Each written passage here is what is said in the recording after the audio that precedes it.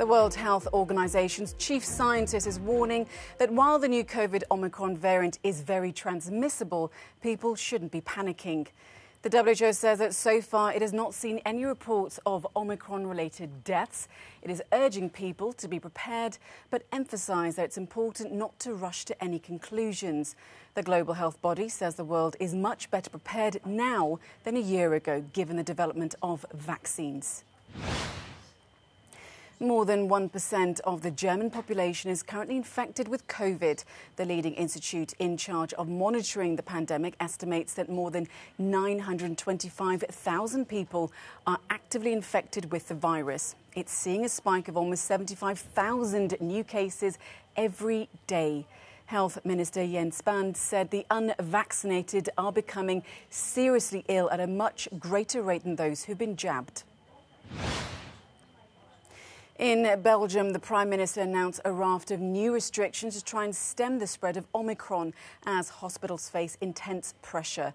All indoor events, with a few exceptions, will be banned. Primary schools and kindergartens face a range of measures and will close a week early for Christmas holidays.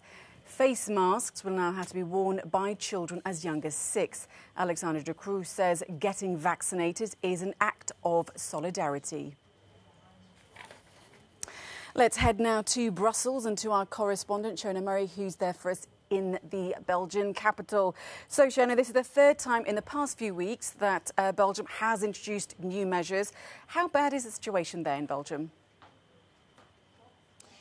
Well, Belgium is the third highest infection rate in Europe, and obviously that has having implications for hospitalisations, in particular ICUs, where there's a disproportionate number of unvaccinated people there. And as you mentioned then, there's a few restrictions that have been imposed today, such as children leaving school early on the 18th of December. But that's actually in order for teachers to get their booster shots, because you heard there from Alexander De Croo, the Belgian Prime Minister. He said there are 8,000 fewer deaths and 30,000 fewer hospitalisations because of the vaccination process.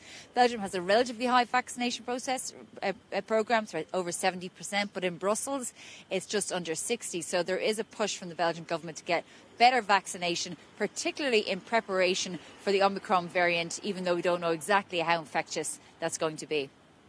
Now, Shona, all week we've been talking about mandatory vaccinations across the bloc. Now, you spoke to the Belgian virologist Mark van Rans. What did he have to say about that?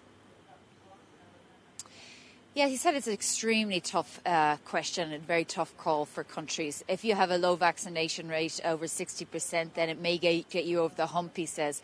But if you have a high vaccination rate, then it may just create that level of division that those in the far right that seek to sow disinformation around vaccines and how they impact people, that could be really something that they really want to hear. They have these conspiracy theories that vaccinations are a part of a global conspiracy. And he said that this may feed right into them.